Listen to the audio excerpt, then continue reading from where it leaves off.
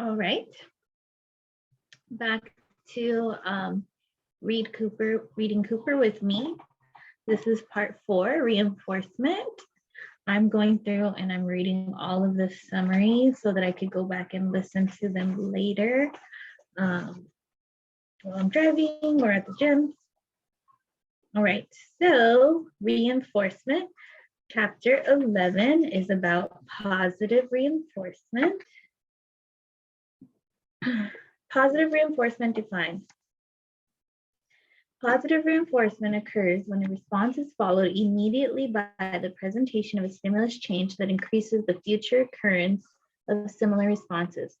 The stimulus that is presented as a consequence and that is responsible for the subsequent increase in responding is called a positive reinforcer, or simply a reinforcer. The importance of the immediacy of reinforcement must be emphasized. A response to reinforcement delay of as little as 1 second will be less effective than a reinforcer delivered immediately. The effects of long delayed consequences on human behavior should not be attributed to reinforcement, as these effects drop off quickly as the delay is increased. A misconception held by some is that reinforcement is a circular concept. Circular reasoning, oh my gosh, Rocky. Okay, sorry about that. Circular reasoning is a form of faulty logic in which cause and effect are confused and not independent of each other. Reinforcement is not a circular concept because the two components of the response-consequence relation can be separated and the consequence means manipulated to determine whether it increases the frequency of the behavior it follows. Reinforcement does more than increase the future occurrence of similar behavior. It also changes the function of stimuli that immediately precede the reinforced behaviors. By virtue of being temporarily paired with the response reinforcer contingency, antecedent events acquire the ability to evoke, make more likely, instances of the reinforced response class. An antecedent stimuli that evokes behavior because it has been correlated with the availability of reinforcement is called a discriminative stimulus, SD. A discriminated operant is defined by a 3-term contingency of SD, R, and SR+. The momentary effectiveness of any stimulus change as reinforcement depends on an existing level of motivation with respect to that stimulus change. An establishing operation, EO, example deprivation, increases the current effectiveness of a reinforcer. An abolishing operation, AO, satiation, decreases the current effectiveness of a reinforcer. A complete description of reinforcement of a discriminative operant entails a 4-term contingency, EO, SD, R, SR+.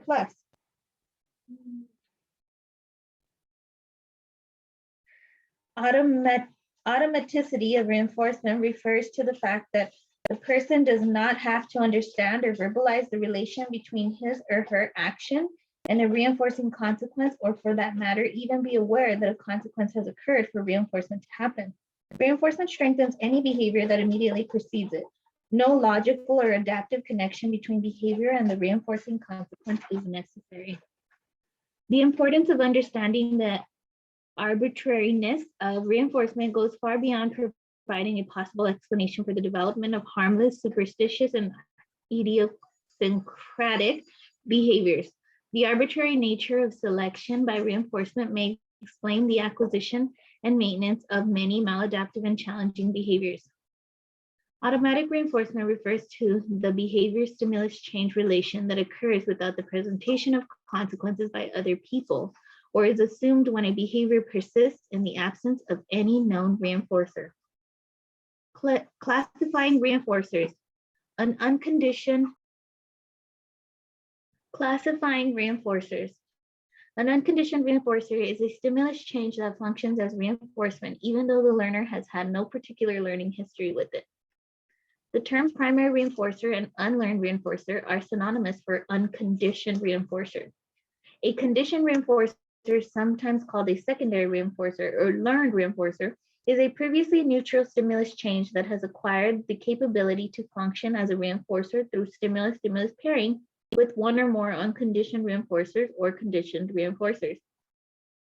A generalized conditioned reinforcer is a conditioned reinforcer that, as a result of having been paired with many unconditioned and conditioned reinforcers, does not depend on the current EO for any particular form of reinforcement for its effectiveness. When reinforcers are described by their physical properties, they are typically classified as edible, sensory, tangible, activity, or social reinforcers.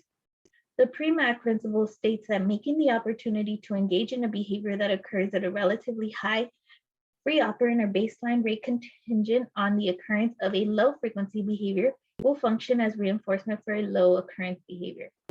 The response deprivation hypothesis is a model for predicting whether access to one behavior, the contingent behavior, will function as a reinforcer for the other behavior, the instrumental response, based on the relative baselines at which each behavior occurs and whether access to the contingent behavior represents a restriction compared to the baseline level of engagement. Identifying potential reinforcers. Stimulus preference assessment refers to a variety of procedures used to determine A, the stimuli that the person differentially selects, B, the relative hierarchical preference value of those stimuli, high preference to low preference, C, the conditions under which those preference value changes when task demands, deprivation states, or schedules of reinforcement are modified, and whether highly preferred items ultimately serve as effective reinforcers. Stimulus preference assessment can be conducted using at least 5 forms: the single stimulus, SS, paired stimulus, PS, free operant, FO, multiple stimulus with item replacement, multiple stimulus without item replacement, MSWO. These 5 forms can be clustered into 3 categories: ask the target person and or significant others, conduct free operant observations, and conduct trial-based assessments. Preferred stimuli do not always function as reinforcers, and stimulus preferences often change over time. Reinforcer assessments refers to a variety of direct database methods for determining the relative effects of a given stimulus as reinforcement under different and changing conditions, or the comparative effectiveness of multiple stimuli as reinforcers for a given behavior under specific conditions. Reinforcement assessment is often conducted with in-the-moment procedures, concurrent schedules of reinforcement, multiple schedules of reinforcement, and progressive reinforcement schedules. Control procedures for positive reinforcement. Positive reinforcement control procedures are used to manipulate the contingent presentation of a potential reinforcer and observe any effects on the future frequency of behavior. Control, as the term is used here, requires an experimental demonstration that the presentation of a stimulus contingent on the occurrence of a target response functions as positive reinforcement. Control is demonstrated by comparing response rates in the absence and presence of a contingency, and then showing that with the absence and presence of the contingency, the behaviors can be turned on and off or up and down. In addition to a reversal design using withdrawal of the reinforcement contingency, example extinction as a control condition, non-contingent reinforcement, NCR, differential reinforcement of other behaviors, and differential reinforcement of alternative behavior, DRA and DRO, can be used as control conditions for reinforcement. Using reinforcement effectively.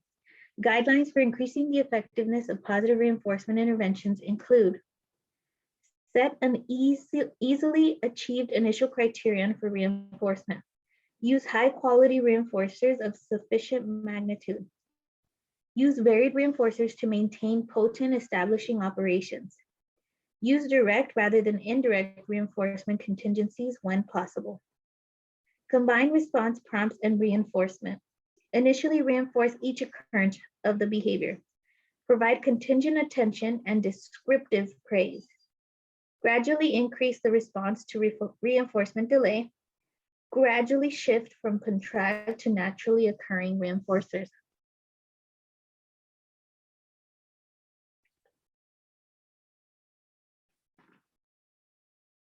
Chapter 12, Negative Reinforcement.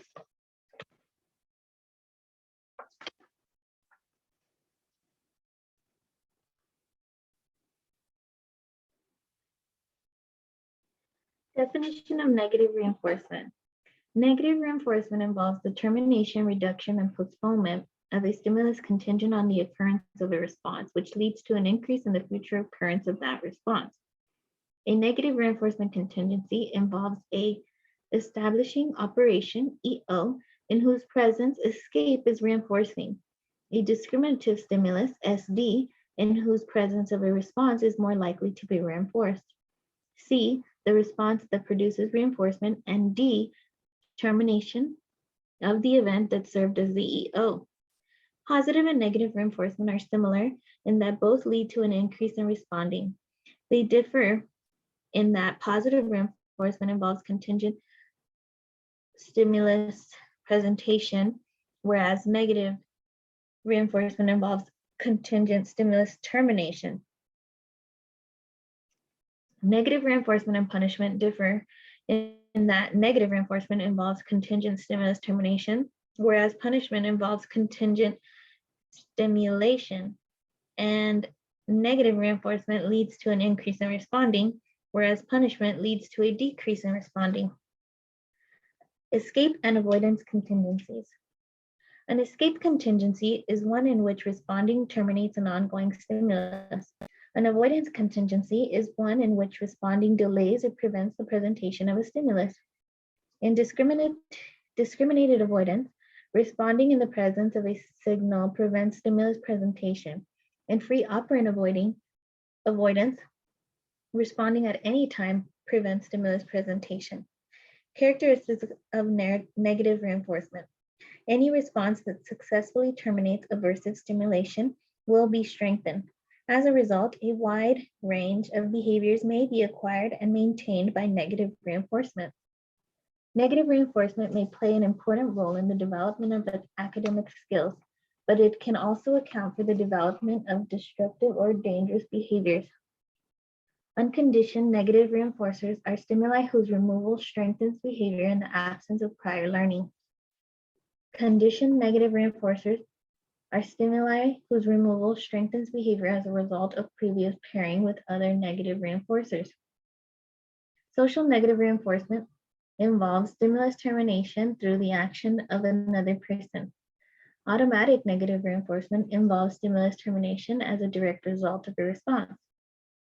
Identification of negative reinforcers requires the specification of the stimulus conditions in effect prior to and following responding.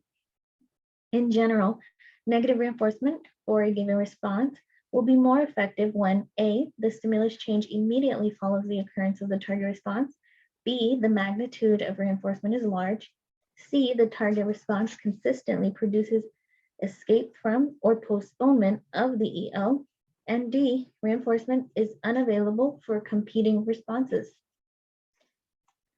Applications of negative reinforcement. Although negative reinforcement is a fundamental principle of learning that has been studied extensively in basic research, applied behavior analysis has heavily emphasized the use of positive reinforcement over negative reinforcement. Applied researchers have explored the therapeutic uses of negative reinforcement in treating pediatric feeding problems. Improvements in student performance as a result of error correction that involve repeating the learning trial have the student practice correct performance or giving the student additional work may be a function of negative reinforcement. The presentation of task demands during instruction may function as an EO for escape.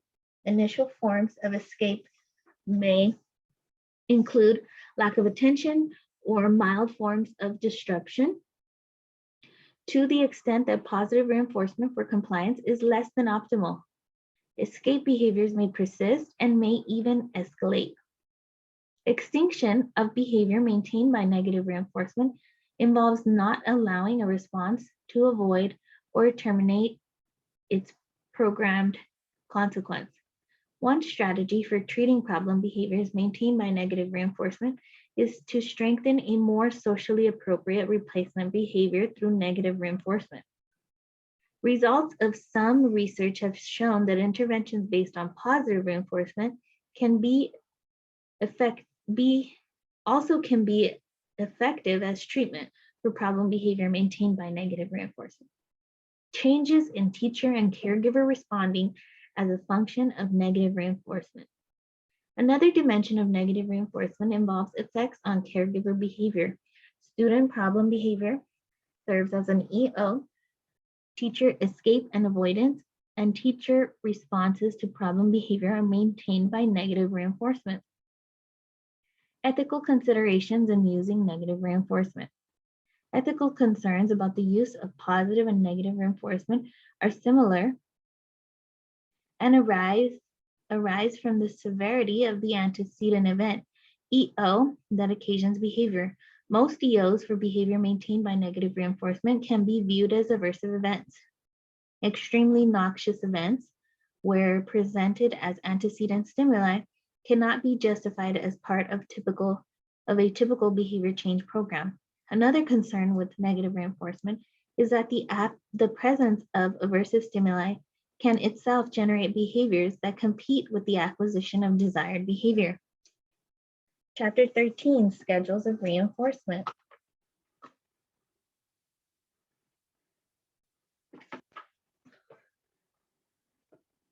Intermittent reinforcement. A schedule of reinforcement is a rule that establishes the probability that a specific occurrence of a behavior will produce reinforcement. Continuous reinforcement and extinction provide the boundaries for all other schedules of reinforcement. Only selected occurrences of behavior produce reinforcement with an intermittent schedule of reinforcement. Continuous reinforcement, CRF, is used to strengthen behavior, primarily during the initial stages of learning new behaviors. Intermittent reinforcement, INT, is used to maintain and establish behavior, especially during maintenance strategies of learning. Defining basic intermittent schedules of reinforcement. Ratio schedules require a number of responses before one response produces reinforcement.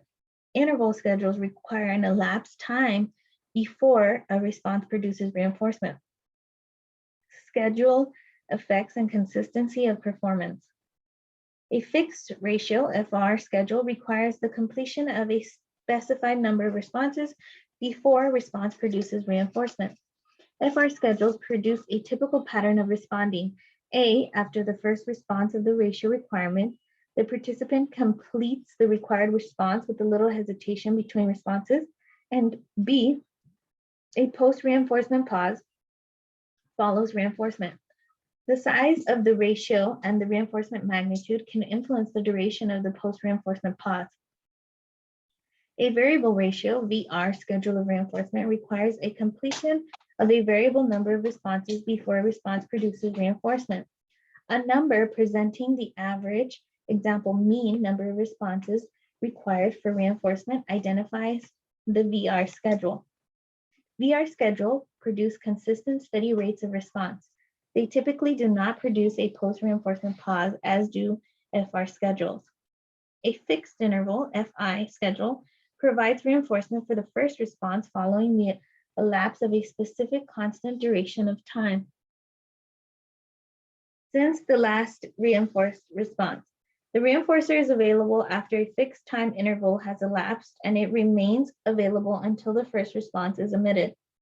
FI schedules typically produce a post-reinforcement pause in responding during the early part of the interval. An initially slow but accelerating rate of response is evident toward the end of the interval, usually reaching a maximum rate just before delivery of the reinforcer.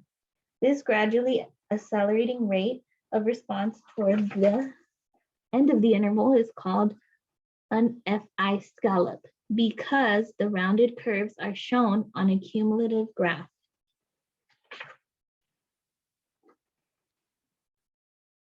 A variable interval, a VI schedule, provides reinforcement for the first response following the elapse of a variable duration of time.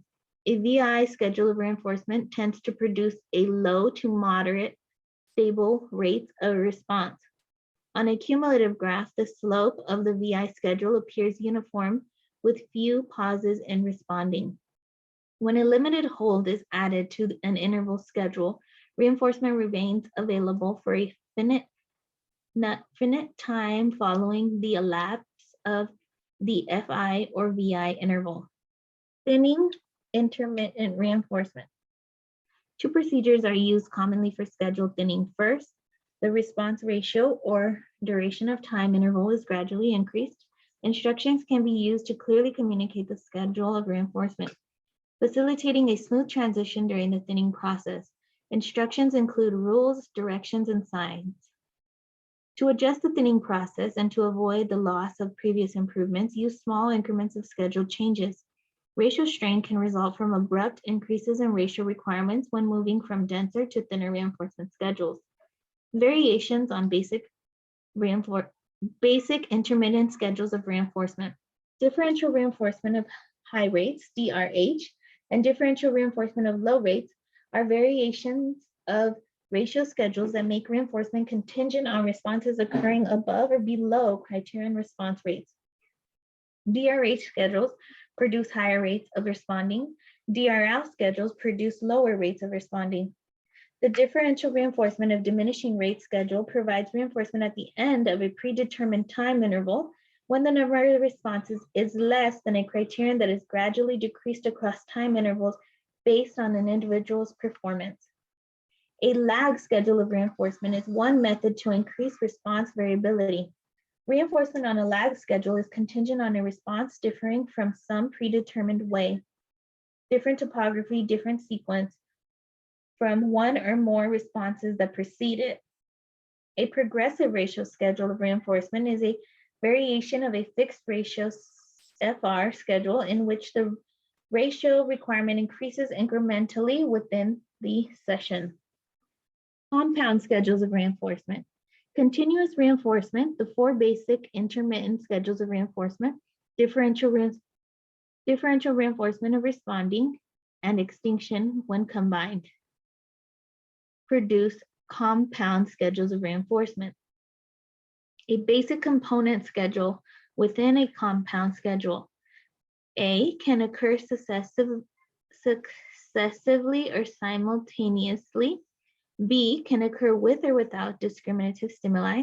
And C, make reinforcement contingent on meeting the response requirements for each component schedule independently or in combination with compound schedules. A multiple schedule, multi, presents two or more basic schedules of reinforcement in an alternating, usually random sequence. The basic schedules within the multiple schedule occur successively and independently. A discriminative stimulus is correlated with each basic schedule, and that stimulus is presented as long as the schedule is in effect.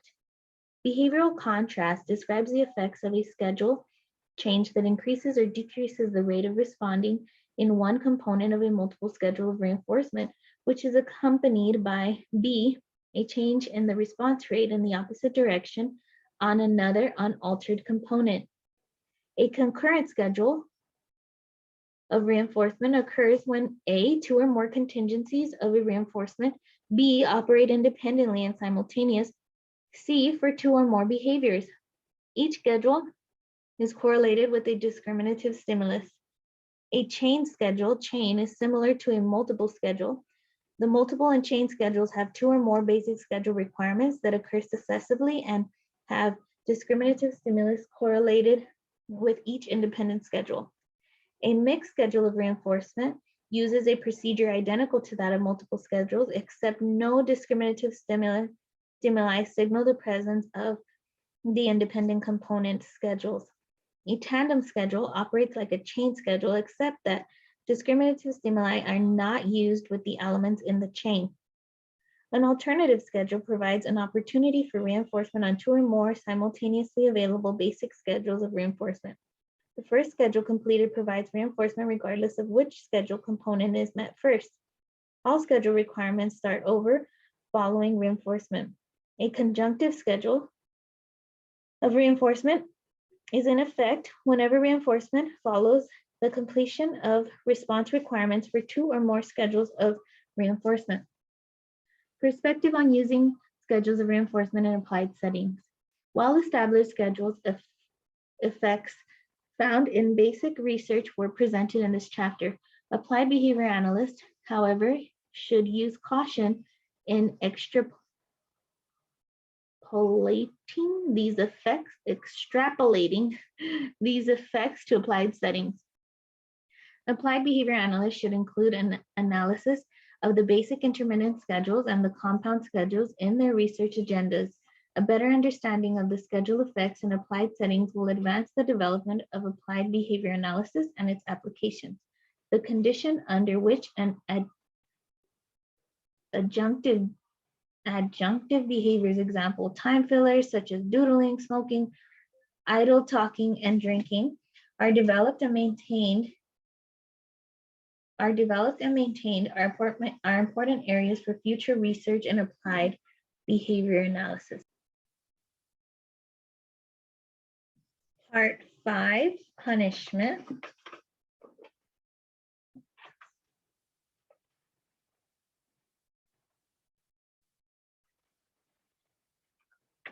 Positive punishment, chapter 14.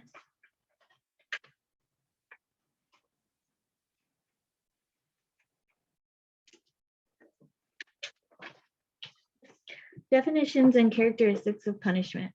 Punishment has occurred when a response is followed immediately by a stimulus change that decreases the frequency of that type of behavior in the future.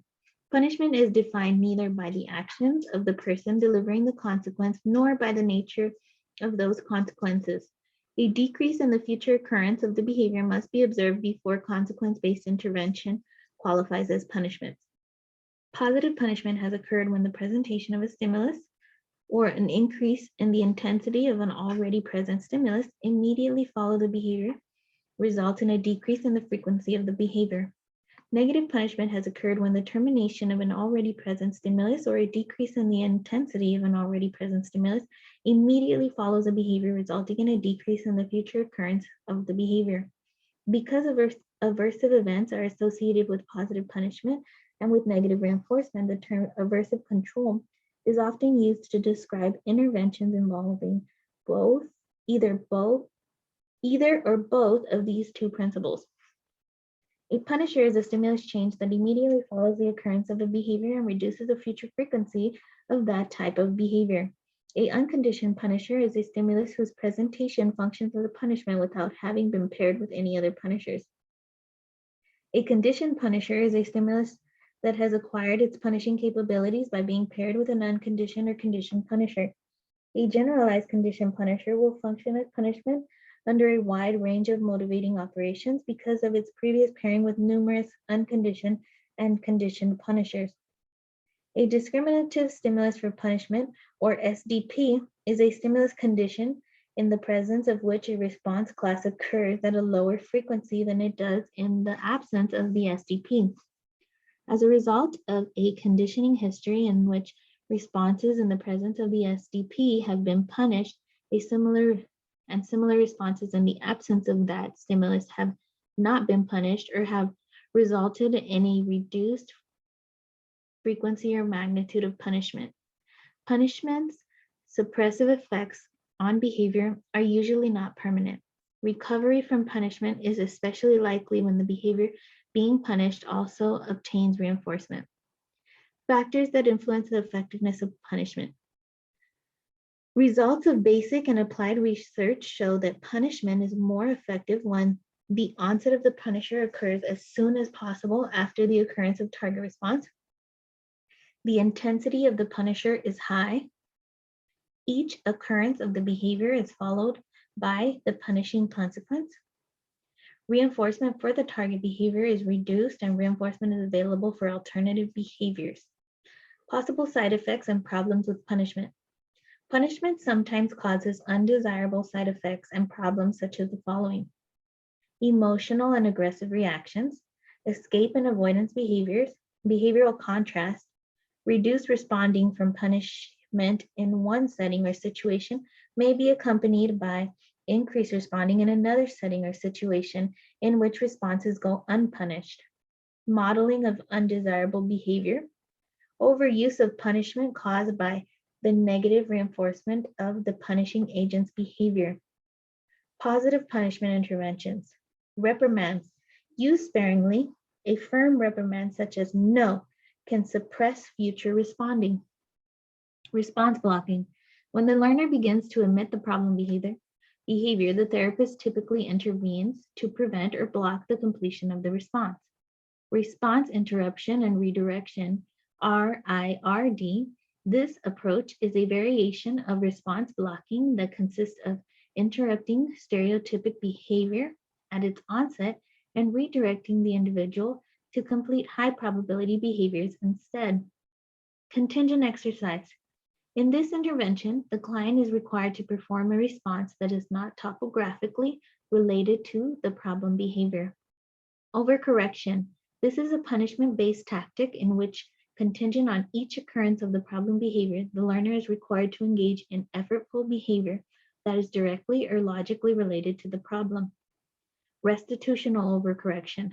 This is an intervention the learner is required to repair the damage caused by the problem behavior and then to engage in additional behavior that brings the environment to a condition better than it was prior to the misbehavior. Positive practice overcorrection. This is a type of overcorrection the learner repeatedly performs the correct form of the behavior or a behavior incompatible with the problem behavior for a specified time or number of responses. Contingent exercise. In this intervention, the client is required to perform a response that is not topographically related to the problem behavior.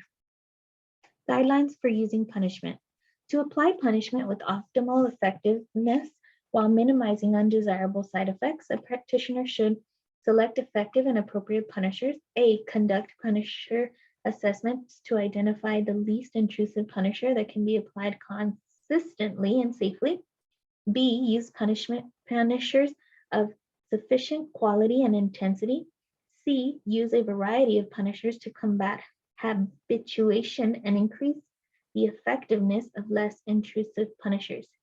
If problem behaviors consist in a response chain, deliver the punisher as early in the response sequence as possible. Punish each occurrence of the behavior. If maintaining a continuous schedule is impractical, gradually shift to an intermittent schedule of punishment combined with extinction. Mediate unavoidable response to punishment delays. Supplement punishment with complementary interventions, in particular, differential reinforcement, extinction, and antecedent interventions. Watch and be prepared for negative side effects. Record, graph, and evaluate data daily. Ethical considerations regarding the use of punishment. The first ethical responsibility for any human service professional or agency is to do no harm. An intervention must be physically safe for all involved and contain no elements that are degrading or disrespectful to the client. The doctrine of the least restrictive alternative holds that less intrusive procedures, positive reduction approaches, must be tried first and found to be ineffective before more intrusive procedures are implemented. Example, a punishment-based intervention. A client's right to effective treatment raises an important ethical issue. Some maintain that the failure to use a punishment procedure that research has shown to suppress self-destructive behavior is unethical because it withholds a potentially effective treatment and may maintain a dangerous or uncomfortable state for the client. Agencies and individuals providing applied behavior analysis services help ensure that applications of punishment-based intervention are safe, humane, ethical, and effective by creating and following a set of policy standards, procedural safeguard, and evaluation requirements. Concluding perspectives. Applied behavior analysts should recognize and appreciate the role of punishment and the importance of punishment to learning. Many misapplications of punishment reflect the field's incomplete knowledge of the principle.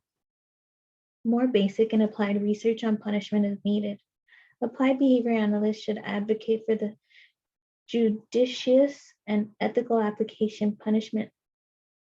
Incorporate a full range of differential reinforcement contingencies, antecedent interventions, and extinction to reduce behaviors. Study the conditions under which default technologies are considered and used. so as to eventually make them unnecessary. Chapter 15, negative punishment. Punishment. Timeout from positive reinforcement defined. Timeout from positive reinforcement, or simply timeout, is the immediate response contingent withdrawal of the opportunity to earn positive reinforcers, or the immediate loss of access to positive reinforcers for a specified time. To function as negative punishment, the timeout procedure must decrease future occurrences of similar behavior. Implicit in the definition of timeout are three important factors. A, discrepancy between the time in and time out environments must be discriminative. B, the response contingent loss of access to reinforcement must occur immediately. And C, a resultant decrease of the future frequency of the timeout producing behavior must occur. Timeout tactics for applied settings. There are two basic types of timeout: non-exclusion and exclusion. Non-exclusion timeout means that, contingent on the occurrence of the target behavior, the participant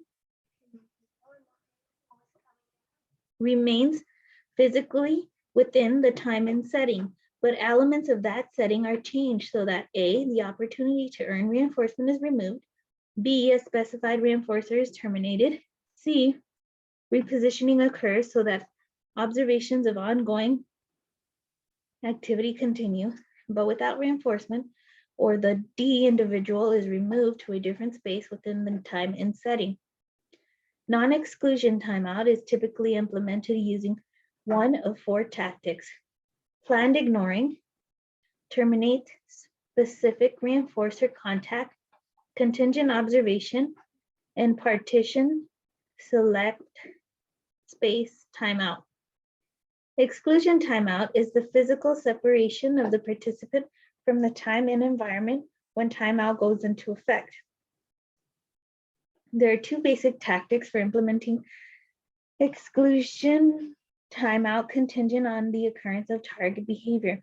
The participant is removed immediately from the time and environment, or B, the time and environment is removed immediately from the participant.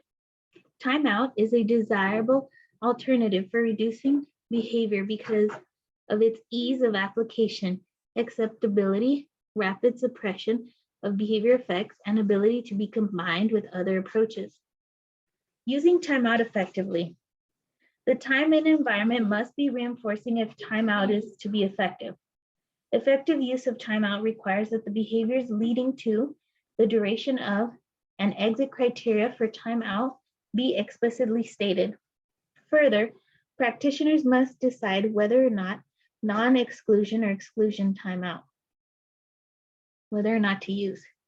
The exit criteria for timeout can be conceptualized in three dimensions: A, the duration of any individual timeout session; B, the behavioral criteria for leaving timeout and returning to the time and setting; and C, the overall length of the timeout program. The duration of any individual timeout session, the behavioral criteria that prompt termination of timeout, and the duration of the timeout program need to be made explicit before launching timeout, and appropriate ethical and legal guidelines must be followed. In the majority of applications, permission is required before timeout can be implemented. Practitioners should be aware of legal and ethical considerations before implementing timeout as a punishment procedure. It should be used only after positive reduction procedures have failed and with planned monitoring, supervision, and evaluation considerations in place. Response cost definition. Response cost is a response contingent loss of a specific number of positive reinforcers that has the effect of decreasing the future occurrence of similar responses. Response cost constitutes a fine for misbehavior. Response cost typically involves the loss of one or more generalized condition reinforcers, tangibles, or minutes of already earned time with a preferred activity. The punitive value of the lost reinforcer depends entirely on the individual reinforcement preferences of the participant. Response cost affords practitioners a number of desirable features. It is effective, meets the standard of least restrictive alternative, produces rapid suppression of behavior, is convenient, and can be provided combined with other procedures and is socially valid. Response cost methods. Response cost is implemented using two principal methods. The practitioner can A, levy a fine against an individual's existing cache of previously earned reinforcers, or B, levy a fine against an individual's surplus of extra non-contingently provided reinforcers. When a fine is levied against a person's existing cache of positive reinforcers, the individual loses a specific number of positive reinforcers from a supply of currently available reinforcers. Bonus response cost operates when practitioners make additional reinforcers available non-contingent to the participant, specifically for removal when target behavior occurs. Using response cost effectively. To use response cost effectively, practitioners should deliver fines immediately, decide whether bonus response cost is the preferred option, ensure reinforcers reserve recognize the potential for unplanned or unexpected outcomes, avoid overusing response cost, and keep record on its effects. Response cost considerations. Implementing response costs may increase aggression, produce avoidance responses, affect collateral reduction of desired behaviors, call attention to the punished behavior, be unpredictable, and suffer treatment integrity challenges.